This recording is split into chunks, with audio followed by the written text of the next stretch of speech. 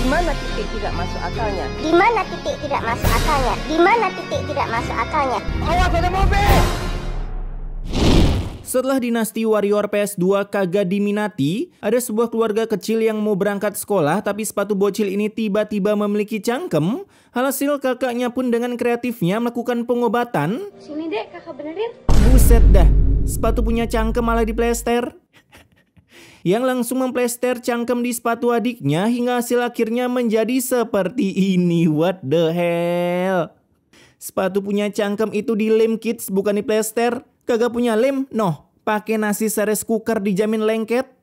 Perkenalkan, nama ini bernama Anissa yang memiliki suami seorang begundal. Karena setiap hari kerjanya turu permanen, bahkan saat tak sengaja membuatnya terbangun, maka hinaan serta makian pun langsung dikeluarkan. Lu sekarang berangkat ya? Kalau lu pulang gak bawa duit, awas lu nanti. Si Anissa ngide banget nikah sama manusia berbatang spek beginian. Nah, saat berjualan roti, dagangan Anissa pun ludes terjual oleh para minion kampung. Tapi saat lagi gacor-gacornya, ngesponlah seorang jamet ke sana yang langsung menghayam maling cuan Anissa. Meskipun perbuatannya harus tergagalkan oleh dua orang minion yang membantu tanpa melukai si maling. Karena takut jika terluka, apalagi Wasted, takutnya terkena hukuman di Wakanda yang kagak jelas. Ngelawan balik begal sampai Wasted, kita yang di penjara. Giliran Ladusing yang ngelakuin dianggap sebuah kegege gamingan. Cuaks. Ketika mau pulang, Anissa pun melihat sepatu murah yang konon Ronaldo pernah melelang sepatunya di sini. Boleh bu sepatunya bu?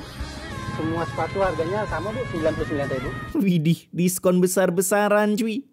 Dan tak berselang lama datanglah seorang pemulung yang sandalnya lagi putus asa tak kuat untuk digunakan lagi. Namun dengan adanya Anissa, kini ia bisa merasakan menggunakan sandal yang sempurna. Ini Anissa jualan roti, omset seharinya dihabisin pakai beli beginian, terus modal pakai besoknya apaan mbak?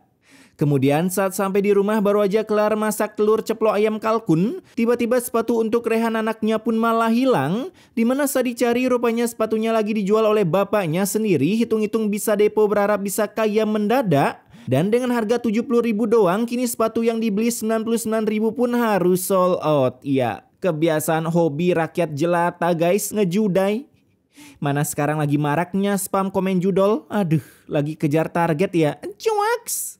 Kala itu mereka pun saling melakukan perebutan cuan, tapi karena saking kesalnya begundal suaminya bernama Bagas pun langsung melakukan senggol dong. Sampai Anissa tertabrak yang saat dicek, wadaw matanya pun terkena pecahan botol guys. Ketika dibawa ke rumah sakit tentunya mata Anissa harus tersegel di kartu Exodia atau bahasa gaulnya sekarang Agus No Eye. Buta dong. Iya pak, betul sekali. Dan mengetahui kini istrinya mengalami buta map secara permanen, Bagas pun memilih untuk pulang dan rebahan santuy sampai dibangunkan oleh anak-anaknya yang bingung mencari maknya. Padahal baru aja meminta uang pakai beli es krim pedal pop agar bisa mengumpulkan varian sticknya yang kemudian ditukarkan menjadi PS2. Hayo loh para sepuh. Siapa yang pernah kayak gini nih? Tapi saat dibangunkan, si bapak malah mengeluarkan bacotannya yang bilang kalau si mak lagi dirawat di rumah sakit dengan kondisi mata yang udah buta map permanen, disuruh farming malah kill minion. Alhasil mendengar itu mereka langsung OTW rumah sakit untuk melihat skin terbaru maknya di tahun 2025 dengan penampakan mirip Gojo Satoru. Ibu sakit apa bu? Buset, itu mata udah jelas-jelas dibalut perban pakai nanya. Tak berselang lama, datanglah Pak Dokter yang menyatakan kalau hasil tes uji coba ketahanan mata Anissa udah kelar dan sekarang balutan di mata Anissa udah boleh dibuka. Lah, bekas lukanya mana? Saat membuka mata tanpa mengatakan ameterasu, si Anissa pun merasakan kegelapan di dalam dunia ini, di mana matanya cuma bisa menangkap cahaya doang karena bagian sensor matanya udah terkena luka batin akibat terkena pecahan kaca. Jadi saya akan buta selamanya dong. Insya Allah. Terbagi murid dari dokter kematian ini sangat mendukung Anissa buta, hitung-hitung menambah kerjaannya sebagai dokter mata agar dirinya bisa masuk ke dalam frame film lebih lama. Wah, semoga doamu terkabulkan ya dok. Nah, saat Anissa diantar pulang, tentunya suaminya kagak peduli bahkan ingin memberikan bacotannya. Karena kini Anissa harus dinerf habis-habisan, tapi untung ada bapak-bapak NPC ini. Malah iklan rujak keliling. Yang membuat Bagas membatalkan bacotannya di depan anak-anaknya. Terlebih lagi kini Bagas ternyata udah berhasil mendapatkan serabi yang lebih legit melalui aplikasi dating online dengan memasang foto Tom Cruise sebagai foto profilnya sehingga para member wanita di sana pada rem kuanget buang. Yang kemudian mengajak Bagas ketemuan, kalau digrepe juga boleh apalagi kalau sampai diseriusin, begitulah kira-kira. Sementara Anissa yang mendengar itu hanya bisa bersedih ria mengpasrahkan kalau dirinya sekarang bukan menjadi pujaan hati suaminya. Anjas. Dimana tanpa basa-basi si Bagas kagak perlu sewa Oyo atau semacamnya, karena ia dengan beraninya langsung datang ke rumah ayangnya. Kebetulan ayangnya udah yatim piatu jadi bebas di rumah ngapain aja. Kamu tinggalin aja Nisa, terus nikahin aku. Namun untuk awalan ketemu mereka pun bukan saling mengunboxing satu sama lain, melainkan merekomendasikan Bagas untuk meninggalkan istrinya setelah tadi melihat bio Bagas bertuliskan OTW duda nih, capek punya istri banyak kekurangan. Alhasil karena sultan dari ayang sintingnya ini membuat Bagas langsung OTW pulang lalu merapikan seluruh pakaiannya, terutama sempak long pants unlimited yang pernah dibeli sewaktu magang di Lebanon jadi tumbal proyek militer. Yang meskipun udah dirayu oleh istrinya nanti malam bisa maki gaya batu, si Bagas tetap pergi bersama ayangnya menaiki sebuah taksi burung biru. Beginilah guys, jika kalian menikah dengan orang yang mandang ke good lookingan kalian, sekalinya kalian udah kagak sempurna, auto ditinggalin cuy. Setelah ditinggal oleh suami begundalnya, kini Anissa diajarkan cara berjalan menggunakan mata batin, mencoba menghidupkan indera bintang 7 masuk anginnya melalui raba-raba. Bahkan Anissa juga dituntun oleh anaknya untuk membuat roti meskipun buta, karena kalau nggak buat roti, gimana cara kita jajan bu? Begitulah kata isi pikiran si bocil kid satu ini. Dan hanya belajar 1 hari doang simulasi kehidupan menjadi orang buta, kini Anissa pun udah bisa berjualan hanya mengandalkan tongkat pemukul anjingnya. Roti. Tapi sayangnya bukannya laris manis, si Babang ini malah menerapkan sistem belanja gorengan sewaktu di SMA, yaitu beli 10 bayar 2, yang meskipun udah dibilangin oleh pedagang lain di sana, si Anissa tetap tabah menjalani kebutaannya yang suka dimanfaatin orang. Lihat nih cuy, Anissa aja jualan biar bisa makan, masa elu ngemis donasi? Cuaks. Nah, saat lanjut berjualan, Anissa pun mendengar suara suaminya yang lagi ngevlog merayakan anniversary jadian dengan ayang barunya yang menginjak 2 hari. Namun meski udah keciduk, si Bagas langsung kabur begitu saja, takut orang-orang pada tahu kalau ia berhasil mendua tanpa perlawanan. Kurang GG gaming apalagi Anissa. Meskipun buta tapi tahu jalan cuy, kagak takut ketabrak. Setelah bertemu suaminya, kini si Anissa harus berhadapan dengan raja terakhir yaitu mama kontrakan. Karena memang settingan di film ini intinya pemain utama harus ngontrak. Dan akibat Anissa buta map permanen membuat emak kontrakan harus mengekiknya dari sana karena tahu jika dilanjutin pastinya Anissa kagak mungkin bisa bayar kontrakan. Malam harinya mereka pun harus pergi luntang-lantung dan hanya berbekal sepeda peninggalan Mail yang udah berhasil menjabat jadi DPR Malaysia. Apalagi untuk bertahan hidup kini mereka hanya bisa makan roti dagangan emaknya daripada terkena mah asam lambung yang lalu wasted. Bu, aku ngantuk. Nah, nambah lagi beban pikirannya. Keesokan harinya mereka pun udah ditemukan tertidur santuy di depan ruko pemuda serba salah, di mana akibat merasa kasihan melihat kemiskinan mereka, seorang mak minion pembawa gold pun merekomendasikan Anissa untuk tinggal di masjid. Alhamdulillah, makasih banyak ya Bu. Ayo kalau gitu kita ke masjid sekarang. Ayo, Bu. Setelah sampai di TKP, mereka pun tinggal di gudang masjid. Kebetulan marbot masjid belum ditemukan keberadaannya. Dan dengan tempat tinggal seadanya ini, si Anissa tetap membuat roti racikan kematian miliknya karena dibuat dengan daki-daki kuku tangan Anissa yang belum dipotong. Namun meskipun memiliki damage yang bisa bikin diare, roti buatan Anissa pun tetap dipuji keenakannya oleh emak minion ini.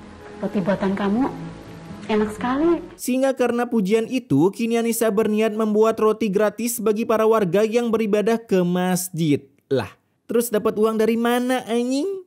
Kalau lu ada uang, kenapa lu kagak ngekos aja, malah cosplay Willy Sublim yang dermawan?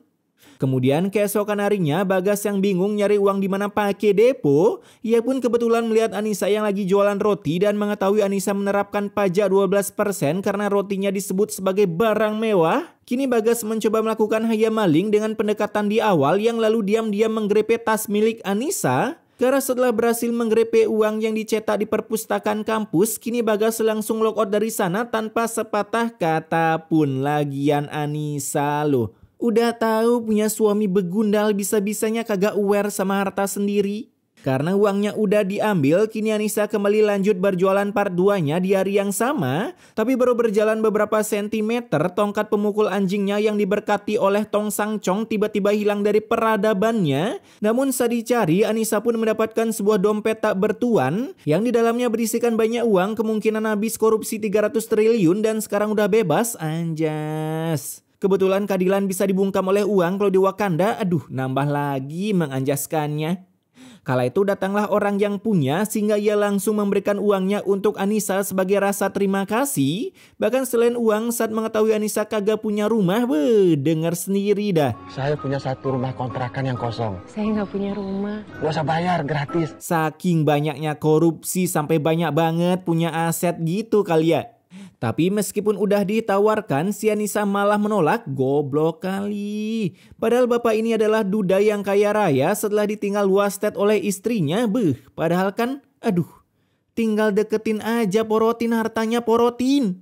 Sesat, kesesatan di awal tahun anjing.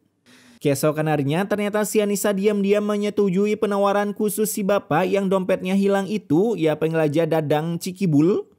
Dimana saat sampai di rumah sana, para bocil ngep-ngep Anissa pada Bagong mengetahui kalau maknya baru aja menang giveaway dari tim tukar nasib setelah berbuat satu kebaikan di awal tahun. Di sisi lain, Bagas pun mulai ditinggalkan oleh ayangnya. Gak ada gunanya kamu jadi pacar, udah penyakitan, pengangguran. Aduh, paket lengkap sekali cuy. Karena bagi ayangnya tinggal dengan Bagas begitu sempurna bebannya, dan pengusiran ini pun diakhiri dengan kata-kata putus setelah tahu titik Bagas tak sebesar kata-katanya. Nah, 1 bulan pun berlalu, Bagas yang udah menggembelkan, ia pun melihat Anissa yang lagi jualan roti tepat di depannya, dimana setelah cerita-cerita tentang kisah hidup Bagas yang udah terusir dari kontrakan pacarnya, bisa-bisanya si Anissa pun membawa Bagas ke kontrakan gratisnya agar bisa cosplay menjadi bapak bagi anak-anaknya lagi. Buset dah. Sepertinya anak-anak membenci aku. Jelas lah anjing. Di sana Bagas pun merasa tersakiti karena katanya ia bisa mati kapanpun akibat penyakitnya yang udah mulai menyebar ke seluruh permukaan jiwa raga. Ya elah, sakit apa sih lu bang? Paling juga sariawan. Dan karena penyakitnya ini, ia meminta agar anak-anaknya bisa kembali menerimanya. Sedangkan Anissa disuruh agar mau merawatnya saat detik-detik penguastetannya akan terjadi. Buset dah. Pergi sehat walafiat, pulang-pulangnya ngoleh-ngolehin penyakit. Malam itu juga si Anissa bisa-bisanya memerawat suaminya yang cuma bisa menjadi beban, bahkan anaknya pun ogah memiliki bapak sewaktu sehat malah sang bro tak karuan. Namun setelah dinasihati oleh emaknya kalau Anissa butuh rudalnya untuk menciptakan anak ketiga, akhirnya 2 member FF ini pada mau membawakan makanan untuk bapaknya yang lagi sakit parah. Sakitnya di mana anjing? Wajahnya kagak ada bau-bau penyakitan. Nah, baru aja tobat membenci bapaknya, besoknya si bapak udah mulai mengambil ancang-ancang untuk memisahkan jiwa dengan raganya yang kini udah bersiap melayang menuju alam baka. Dan dengan pesan immortal yang diberikan oleh bapaknya, Bagas pun langsung mengwastetkan diri. Ya elah, keluar uang lagi pakai biaya pemakaman. Begitulah isi hati si bocil ini, ya nggak kids? Setelah meningsoinya sang ayah, kini Anissa bertemu dengan pria berbatang bernama Anton yang menawarkan agar usaha roti Anissa makin gacor dengan menitipkannya di salon ibunya. Ibu saya buka salon dan sering ibu-ibu pengajian datang ke sana. Buset, mama pengajian tiap hari datang. Itu para mama tiap hari ke salon ngapain? Gonta-ganti warna rambut biar kayak bunglon. Di hari itu juga Anissa diantar ke rumah Anton untuk memberikan emaknya tester roti dan saat dicoba, Ternyata roti buatan kamu itu memang enak sekali. BTW itu katanya enak, kenapa kagak ditelen bu? Itu masih di pipi ibu rotinya. Setelah memberikan tester, kini Anissa semakin dekat dengan Anton karena ia mau membantu Anissa berjualan roti keliling lintas dimensi menggunakan bit embernya. Dimana selain bantu jualan, Anton juga mengajak Anissa dinner di sebuah kang bakso samping jalan sambil menceritakan perjalanan kisah hidup Anissa karena bagi Anton meskipun Anissa buta, ia tetap terlihat begitu good looking. Lihat guys, yang buta aja tetap dapat cinta sejati cuy, tapi syaratnya cuma satu, good looking. Keesokan harinya saat Anton berjualan, ia tak sengaja melihat sebuah brosur yang Sejak kapan ada brosur pengoperasian mata kayak lagi brosur diskon fried chicken anjing? Nah, saat dapat brosur, Anton pun mengajak Anissa ke taman bukan buat bilang, sini aku traktir operasi mata. Melainkan untuk menyatakan perasaannya karena udah begitu sangbrut dengan Anissa. Kamu mau nggak menikah sama aku? Anjas, didukung sama anak-anak ini udah pasti keterima sih. Beberapa minggu pun berlalu, kini mereka udah sah menjadi batok casan yang siap menggoyang dumangkan kasur King Kowil. Tapi baru aja menikah, emak Anton tiba-tiba terkena panah-panah cinta di bagian jantungnya. Ibu kenapa, Bu? Dadaku sakit sekali. Dimana saat dibawa ke rumah sakit dan dokternya adalah dia. Tentunya penyakit Sima pasti dibuat sangat ekstrim, contohnya terkena kanker paru-paru akibat sejak kecil keseringan menghirup asap truk tronton dan juga cumi darat. Daripada mendengar dokter kematian mengatakan saya sudah berusaha semaksimal mungkin, mereka pun memilih merawat emaknya di rumah, tapi untuk Anton ia memilih pergi ke kota karena mendapatkan tawaran kerjaan oleh temannya. Kerjanya di tambang. Sejak kapan di kota ada tambang? Hasil demi bisa merefill nyawa emaknya dengan gaji di tambang, Anton pun diberikan izin oleh Anissa beserta emaknya. Ya elah, paling kalau udah sukses kagak ingat keluarga ya nggak bang? 1 bulan bekerja di tambang, kita udah melihat outfit Anton yang berwarna biru. Tambang apaan? Coba berada di tengah kota. Lu ngeru apaan bang? Sepiteng rumah warga. Dimana di sela-sela video call dengan Anissa, Sima pun tiba-tiba terkena shadow ban di bagian tenggorokannya. Namun beruntung dengan diberikan air yang udah diberikan ludah Samsudin, Sima pun gagal terdelete dari dunia. Ya kalian tahu kan air yang diludah-ludahin? Air penuh kekuasaan cuy. Kemudian 2 hari bekerja, si Anissa pun ditelepon oleh teman Anton, menyuruhnya siap-siap mencari penamping hidup kalau sama aku boleh juga, begitulah kata temannya. Karena ternyata kondisi Anton lagi staycation di dalam tambang yang runtuh dan sampai saat ini kondisinya masih not found keberadaannya. Ya, ganti suami lagi dong, padahal baru nikah.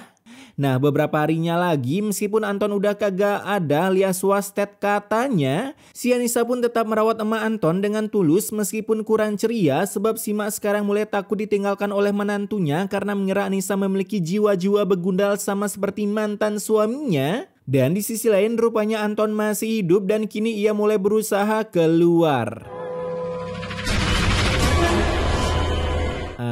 Mana ada galian tambang kena uruk bisa keluar cuman ngandelin tangan doang anjing. Keesokan harinya Sima pun tiba-tiba kesliding dan jatuh pingsan sehingga Anissa mengantarnya ke rumah sakit. Yang bersamaan setelah bacotan dari Pak Dokter kematian selesai, berflikerlah Anton ke sana dengan luka tambal di jidatnya sehabis dikokop oleh bebatuan. Setelah mereka saling bercerita tutorial cara Anton keluar dari galian tambang menggunakan tangan yang ia yakin bentar lagi masuk on the spot, datanglah dokter kematian kembali ke sana untuk mengatakan saya sudah berusaha semaksimal mungkin tapi mungkin saya belum berusaha semaksimal mungkin sehingga pasien wasted. Aduh bingung gua. Alhasil mendengar itu mereka langsung bernangis ceria meski ada nilai plusnya yang didapat dari Anissa berupa donor mata dari mertuanya. Lah, kemarin suaminya meninggal kenapa kagak make mata suaminya aja anjing? Masalah uang kan tinggal pinjol. Nah hari itu juga operasi mata pun dilakukan yang sebenarnya para dokter di sana pada magang semuanya. Tapi meskipun magang akhirnya operasi itu kelar yang saat dibuka tambalannya surprise. Akhirnya operasi itu berjalan 100% real tanpa perlu VPN, sehingga film ini pun ditutup dengan Anissa yang akhirnya bisa melihat bentukan Anton yang dalam hatinya berkata, anjay gantengan Anton daripada Bagas cuy.